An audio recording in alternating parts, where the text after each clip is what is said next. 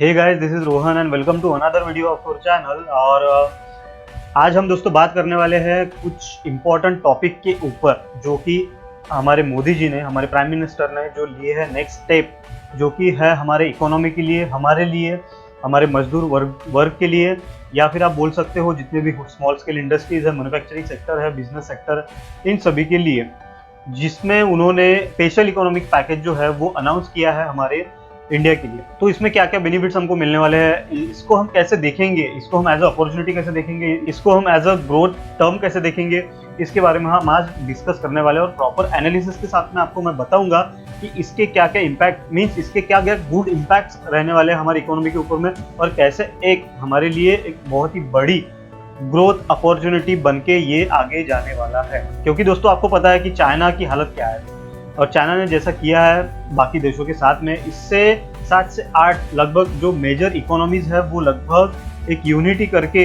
China के against खड़ी है, कि जिसमें कि वो चाइना की जो इकोनॉमी है वो दिन ब दिन कम करने पे लगी हुई है। अभी सभी जो अगेंस्ट है, तो हमारे लिए क्या अपॉर्चुनिटी है, क्योंकि सभी जो कंट्रीज है वो इंडिया को एज अ अल्टरनेटिव देख रही है, और इसलिए हमारे यहाँ पे बहुत बड़ी अपॉर्चुनिटी है, हमारे यहाँ पे बहुत ज़्यादा ग्रोथ के चांसेस है। तो चलिए इसको देखते हैं अभी प्रॉपरली। मैं यहाँ पे वेरियस पॉइंट्स डिस्कस करने वाला हूँ, जो कि अलग अलग पॉइंट्स रहेंगे। पॉइंट्स में हम उसको समझेंगे कि क्या क्या मोदी जी ने कहा उस पर्टिकुलर स्पीच में। तो चलिए शुरू करते हैं। अभी ऐसा नहीं है कि चलिए शुरू कर देते हैं, मैंने बोल दिया तो ये टेक्निकल गुरुजी का डायलॉग है, ऐसा कोई बात नहीं है। और टेक्निकल गुरुजी ने कोई कॉपीराइट लेके भी नहीं रखा है, तो इसलिए कॉपीराइट नहीं बोल सकता है, कि कोई भी बोल सकता है, फ्रीडम है भाई, डेमोक्रेटिक कंट्री है हमारी, तो हमारे पास फ्रीडम है, कैसे भी बात कर सकते हैं। तो चलिए शुरू करते हैं।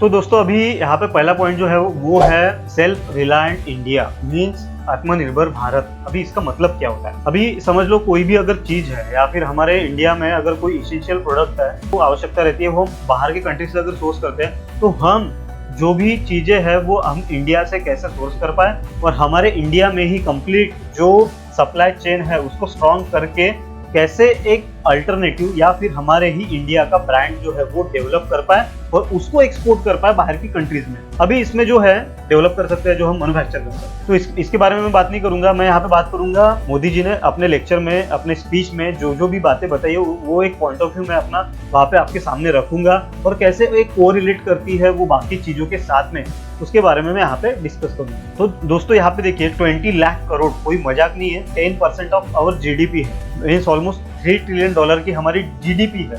जीडीपी क्या होती है? Gross domestic product. अभी जीडीपी कैसे समझेंगे? जीडीपी को हम एक सिंपल भाषा में आपको समझाता हूँ कि समझ लो भारत में मैन्युफैक्चरिंग सेक्टर्स है प्लस सर्विस सेक्टर्स है, मीन्स यहाँ पे गुड्स और सर्विसेज की बात चल रही है। गुड्स क्या होंगे? गुड्स मीन्स प्रोडक्ट्स, और सर्विसेज जो यानी हम लोग प्रोड्यूस करते हैं या फिर जो लोग सर्विसेज प्रोवाइड करते हैं, जैसे कि कोई भी सर्विस होगी उसकी, ठीक है, आप समझ लो अभी उतना। फिर उसके बाद में इन दोनों के मिला के समझ लो प्रोडक्शन की हमने, सर्विस प्लस गुड्स की जो प्रोडक्शन की है वो है 100 रुपए की। तो ये टोटल मिला के ऑल ओवर द इंडिया की पूरी कंपनीज को मिला के जो एक टोटल वैल्यू जो बनती है, प्रोडक्शन की जो वैल्यू बनती है, उसको हम बोलते हैं ग्रॉस डोमेस्टिक प्रोडक्ट, ठीक है। उसके बाद में दोस्तों हम यहाँ पे देखेंगे, अभी पेंडेमिक की हमारे इंडिया में आया, पूरे कंट्रीज में आया, ऑल ओवर दी वर्ल्ड ये फैला, तो इसमें अलग अलग कंट्रीज ने बहुत इंपॉर्टेंट रोल प्ले किए, जबकि उनको पता था कि इसमें जो भी प्रोडक्टिव इक्विपमेंट की जरूरत हो, या फिर जितने भी इसेंशियल प्रोडक्ट की जरूरत हो, या फिर जितने भी फार्मा में प्रोडक्ट जो यूज हो रहे हैं करंटली, और जो मेडिकल सेक्टर में जो भी ऐसे पेंडेमिक के टाइम पे सबसे ज्यादा इसेंशियल बन जाती है ह्यूमैनिटी के लिए, तो इन सभी के बातों में ध्यान रखते हुए हमको समझ में आ गया कि इन बातों की डिमांड जो है वो भी करंटली ग्रो हो रही है, और हमें इसमें आना चाहिए। हमें अपना जो मैन्युफैक्चरिंग या फिर हमें इन चीज़ों की जो सप्लाई है वो बढ़ानी चाहिए, वो बनानी चाहिए।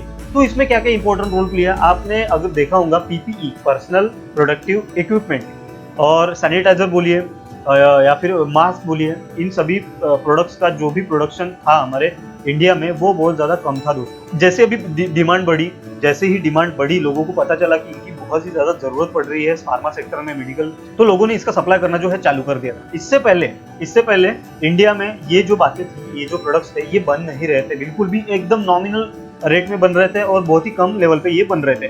तो जैसे जैसे इनका जो है वो डिमांड बढ़ी, तो लोगों ने समझा, लोगों को समझ में आया कि इनकी जो है डिमांड बढ़ रही है, हमें यदि ये सप्लाई करना चाहिए, इनका प्रोडक्शन करना चाहिए। तो मैं बताता हूँ दोस्तों आपको, लगभग मोदी जी ने भी जैसे कहा था कि 2 लाख यूनिट्स पर डे इसकी मैन्युफैक्चर होने लग गई है इंडिया में।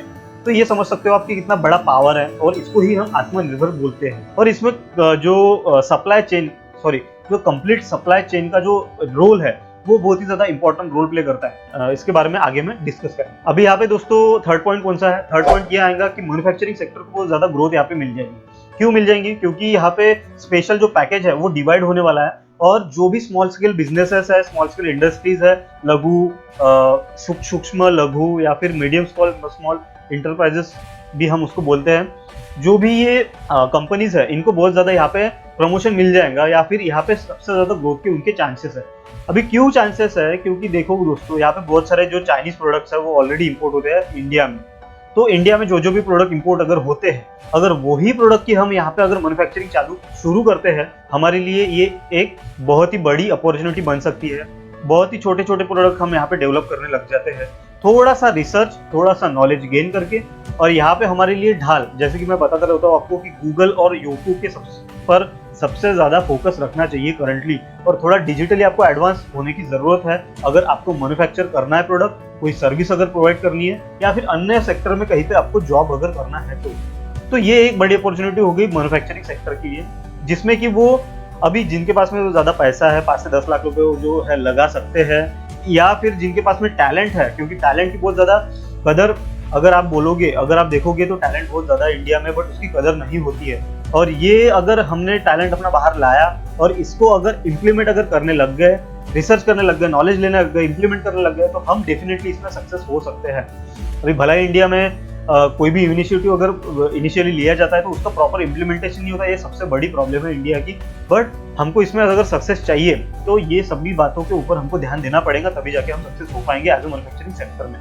तो मैन्युफैक्चरिंग सेक्टर की बहुत ज्यादा ग्रोथ है। लोकल मार्केट में हम इसको सेल कर सकते हैं, हम इसको एक्सपोर्ट कर सकते हैं। एक्सपोर्ट के बारे में थोड़ा नॉलेज आपको लेना पड़ेगा। भाई एक्सपोर्ट के बारे में मैं वीडियोस आगे जाके बनाने वाला हूँ, क्योंकि मेरा जो है ऑलमोस्ट उसके ऊपर कोर्स कंप्लीट हो चुका है, और मैं कैसे आपको एक proper brand, proper platform, proper जो सप्लाई चेन है वो क्रिएट करके आप कैसे अपना जो प्रोडक्ट है वो फॉरेन कंट्रीज में भी सेल कर पाएंगे, इसके बारे में प्रॉपर वहाँ पे नॉलेज आपको प्रोवाइड करूंगा, जिसके वीडियोस आगे जाके आएंगे। एक ही टाइम पे मैं नहीं ला सकता उसको, क्योंकि बहुत ज्यादा टाइम लगता है दोस्तों वीडियोस बनाने में।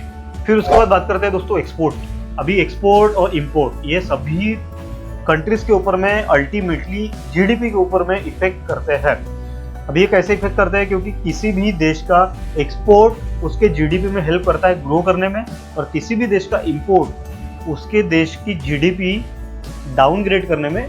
कंट्री के इंपोर्ट से उस देश की जीडीपी जो है वो थोड़ी डाउनग्रेड होती जाती है, क्योंकि पैसा देश से बाहर जाता है। इतना सिंपल आपको समझ में आए। फिर उसके बाद में अगर दोस्तों एक्सपोर्ट की क्या अपॉर्चुनिटीज है, एक्सपोर्ट में बहुत ही ज्यादा अपॉर्चुनिटीज है दोस्तों। यहाँ पे बहुत सारी कंट्रीज है वो यहाँ पे डिनाई कर रहे हैं प्रोडक्ट। बहुत सारी कंपनीज है जो चाइनीज प्रोडक्ट्स को, या फिर चाइनीज मैन्युफैक्चरर्स को, या फिर चाइना में जो जितने भी प्रोडक्ट अभी बनेंगे या फिर जो भी सोर्स कर रहे थे उनको डिनाई करने लगेंगी। और यहाँ पे सबसे बड़ा जो अल्टरनेटिव है वो है इंडिया, यहाँ पे खड़ा उनके सामने। तो इसलिए इंडिया के हाथ में बहुत बड़ी अपॉर्चुनिटी है, जिससे कि इंडिया कन्वर्ट कर सकता है उसको, एक सिचुएशन को अपॉर्चुनिटी में वहाँ पे कन्वर्ट कर सकता है। तो ये एक हो सकता है। और एक्सपोर्ट की क्यों अपॉर्चुनिटी रहेंगी? क्योंकि दोस्तों यहाँ पे हम हम प्रोडक्ट बनाएंगे, बनाने के बाद में उसको अगर लोकल मार्केट में भी सेल करते हैं तो एक्सपोर्ट की क्या एक्सपोर्ट का थोड़ा नॉलेज लेना पड़ेगा हमको, क्योंकि एक्सपोर्ट का नॉलेज बिना लिए हुए अगर हम उस पर्टिकुलर फील्ड में जाते हैं तो बहुत ज़्यादा प्रॉब्लमेटिक हमको लग सकता है। क्योंकि उसमें क्या क्या रहता है दोस्तों, देखो प्लेटफॉर्म को प्रॉपर बिल्डअप करना पड़ेगा।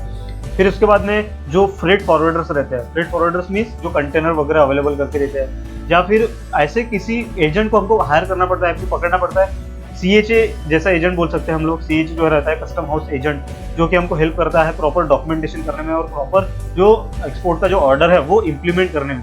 तो इसकी बहुत ज़्यादा इंपॉर्टेंस यहाँ पे बढ़ जाती है। फ्रेट फॉरवर्डिंग एजेंट्स रहते हैं, कंटेनर अवेलेबिलिटी से लेकर सब कुछ जो काम है, पैकिंग स्टफिंग से लेकर सब कुछ काम जो है वो हैंडल करते हैं प्रॉपर। तो यहाँ पे थोड़ा उनका नॉलेज जो है हमको लेना पड़ सकता है। तो इसमें दोस्तों हमको मीडिएटर्स की, फ्रेट फॉरवर्डर्स की, सीएचए हो गए, जितने भी एजेंट्स रहते हैं उनकी हेल्प हमको लेनी पड़ती है। और प्रॉपर हमारा जो भी प्लेटफॉर्म है, जैसे कि हम लोग इंडिया में है और इंडिया से बाहर हमको कोई चीज़ जो है वो एक्सपोर्ट करनी है, तो हमारा एक बायर फाइंडिंग का जो प्रोसेस है, बायर फाइंडिंग हो गया, प्रोडक्ट रिसर्च हो गया, फिर उसके बाद में जितनी भी मीडिएटर की जो प्रोसेस रहती है, जैसे कि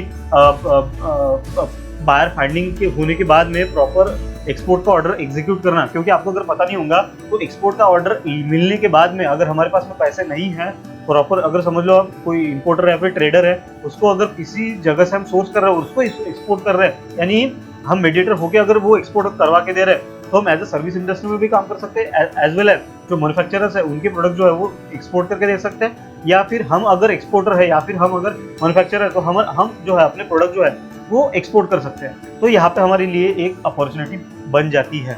अभी जैसे कि मैंने उसमें बोला कि हमको प्रॉपर जो अपना जो प्लेटफॉर्म है वो बिल्ड करना पड़ सकता है। इसमें अभी कैसा प्लेटफॉर्म, वेबसाइट का प्लेटफॉर्म हो गया, B2B मार्केट प्लेसेस है। हमको अगर किसी कंट्री को टारगेट करना है, किसी कंट्री में अगर प्रोडक्ट एक्सपोर्ट करना है, उस पर्टिकुलर कंट्री के जितने भी B2B मार्केट प्लेसेस है वहाँ पे हमारा रजिस्ट्रेशन हमको करना है, हमारा एक अलग से प्लेटफॉर्म हमको बिल्ड करना है, हमारा एक अलग आइडेंटिटी वहाँ पे क्रिएट करनी है, वहाँ से लोगों को कांटेक्ट करना है, लीड्स निकालनी है, फिर उसके बाद में कांटेक्ट निकालने के बाद में फॉलो प्रॉपर लेना है, इसके बाद में एक्सपोर्ट का ऑर्डर बनता है। और आपको अगर पता नहीं होगा तो B2B मार्केट प्लेसेस के बारे में, इंडिया के मार्केट प्लेसेस के बारे में स्पेशली मैंने अपने एक प्रोडक्ट रिसर्च के वीडियो में मैंने कवर किया है कि इंडिया मार्ट, अलीबाबा ये क्या है, ये कैसे बने, या फिर इनसे कैसे हमको सोर्स करने प्रोडक्ट, या फिर हमारे जो प्रोडक्ट है वहाँ पे कैसे सेल करने, उसके बारे में प्रॉपर मैंने वहाँ पे डिस्कस किया है। वो आप अगर वीडियो देखा नहीं हुआ तो वहाँ पे जाके देख सकते हो, product research Amazon, sell on Amazon master course में। अभी यहाँ पे मोदी जी ने और एक बात कही दोस्तों, वोकल फॉर लोकल। अभी ये क्या होता है, अभी समझ लो हमारे यहाँ पे जितने भी प्रोडक्ट है इंडिया में, जो इंडिया से बनते हैं, जो लोकल ब्रांड है, हमारे इंडिया का जो ब्रांड है, वो हमको प्रमोट करना चाहिए, वो अभी हमको करंटली खरीदना चाहिए, उसको ग्लोबल लेवल पे लेके जाना चाहिए, उसको वोकल करना चाहिए। वोकल मीन्स क्या होता है, उसको प्रमोट करना चाहिए, उसको बढ़ावा देना चाहिए, उसको एक्सपोर्ट करना चाहिए, उसको प्रमोट करना चाहिए। तो ये होता है वोकल। अभी बहुत सारे ब्रांड्स हैं जो इंडिया के बाहर, अभी ग्लोबली जितने भी ब्रांड्स बने, जस्ट एग्जांपल एडिडास है, या फिर कई सारे ब्रांड्स है, एडिडास है, हिलफिगर है, या फिर बहुत सारे ब्रांड्स है ऐसे जो इंडिया के बाहर जो डेवलप हुए थे, बाहर की कंट्रीज में वो बने थे, तो उन्होंने उसके बारे में भी सोचा था, उन्होंने उसके बारे में भी सोचा होगा कि नहीं, ये ब्रांड को हमको एक्सपोर्ट भी करना है, इनको बाहर के देशों में भी हमको सेल करना है, इनका मार्केट जो है बनाना है। तो तब लोगों ने वहाँ पे सोचा होंगे इसके बारे में, तभी जाके वो ब्रांड वायरल हुए, और वो ब्रांड अलग अलग पर्टिकुलर सिटीज में, अलग अलग कंट्रीज में वो स्टेबल हुए, तब जाके वो ब्रांड वायरल हुए और वो ब्रांड एक्सपोर्ट होने लगे। इसलिए मोदी जी यहाँ पे बोलते हैं कि अपना ब्रांड जो है वो डेवलप करो, अपने इंडिया के प्रोडक्ट्स खरीदो, अपने इंडिया के प्रोडक्ट जो है वो मैन्युफैक्चर करो, मैन्युफैक्चर करके एक्सपोर्ट करो, इंडिया में मार्केट बनाओ, और कंप्लीट सप्लाई चेन का यहाँ पे ध्यान रखो। ठीक है, अभी यहाँ पे दोस्तों सप्लाई चेन का भी एक पॉइंट मैं यहाँ पे डिस्कस करना चाहूंगा आपके साथ में। सप्लाई चेन क्या होती है, ठीक है, कोई भी प्रोडक्ट आपने समझ लो मैन्युफैक्चर करना स्टार्ट कर दिया, जैसे कि PPE, personal protective kit, sorry, या फिर मैं दूसरा एग्जांपल लेता हूँ, जैसे कि एक मास्क है, जो फेस मास्क आता है N95 का मास्क, वो अगर मास्क हम बनाने जाते हैं, रॉ मटेरियल हमने सोर्स कर लिया, फिर उसके बाद मशीनरीज देखना पड़ती है, पैकेजिंग उसकी देखनी पड़ती है, प्रिंटिंग फैसिलिटीज वगैरह, मार्केट प्रॉपर एक सिलेक्ट करना पड़ता है, कहाँ पे वो जाएंगी और कहाँ से हम एक्सपोर्ट भी कर पाएंगे, ये कंप्लीट एक होती है सप्लाई चेन। तो सप्लाई चेन हम कैसे स्ट्रॉन्गर कर सकते हैं, जहाँ से वो स्टार्ट हो रही है एंड तक वो प्रॉपर हमारे इंडिया में हो, या फिर जो इनिशियल उसकी स्टेज होती है, जैसे कि मैंने बोला आपको रॉ मटेरियल, तो रॉ मटेरियल हमको सोर्स करना है, तो कहाँ से सोर्स करना है, इंडिया से सोर्स करना है। तो इंडिया से अगर हम रॉ मटेरियल का सोर्स करेंगे इनिशियल लेवल पे, तो वो हमारी एक स्ट्रॉन्ग चेन बन जाएगी वहाँ पे, सप्लाई चेन। क्योंकि रॉ मटेरियल हम यहाँ से सोर्स करेंगे तो हमारे लिए कोई डिफिकल्टी नहीं रहेगी उसको प्रोड्यूस करने में, एज वेल एज उसको एक्सपोर्ट करने में, ठीक है, मार्केट में लाने में या फिर इसको एक्सपोर्ट करने में। स्ट्रॉन्गर सप्लाई चेन, हमें किसी भी थर्ड पार्टी के ऊपर में डिपेंड नहीं रहने को होना उस समय में। जैसे हमारे इंडिया में बहुत सारे प्रोडक्ट अगर बनते होंगे, तो कुछ प्रोडक्ट्स में, जैसे कि पीपीई किट में, हमको कुछ कंपनीज को चाइना के ऊपर जो है वो डिपेंड रहती थी, और वहां से जो रॉ मटेरियल है वो इंपोर्ट करती थी, तब जाके हमारे इंडिया में जो भी प्रोडक्ट का मैन्युफैक्चरिंग है वो स्टार्ट होता था। तो यहाँ पे हमको ब्रिज करनी है, उसको स्ट्रॉन्ग बनाना है इंडिया में। अगर कोई इंडिया में हम मैन्युफैक्चर करने जाता है प्रोडक्ट, तो हमको इंडिया में उसको उसका जो भी रॉ मटेरियल है वो सोर्स करना है, और वहां से हमको स्टार्ट करना है, तब जाके हमारी जो सप्लाई चेन है वो स्ट्रॉन्ग होंगी। भारत सरकार की जो मिनिस्ट्री ऑफ कॉमर्स है, वहाँ पे आपको प्रॉपर फोकस लगा के रखना पड़ेगा। मिनिस्ट्री ऑफ कॉमर्स की जो वेबसाइट है वहाँ पे आपको विजिट करते रहना पड़ेगा। इसके बारे में आपको अगर ज्यादा नॉलेज अगर चाहिए तो वहाँ पे आप विजिट करते रहिए, प्रॉपर नॉलेज लेते रहिए, एनालिसिस करते रहिए, मेथोडोलॉजी क्रिएट कीजिए और इम्प्लीमेंट करने का ट्राई कीजिए।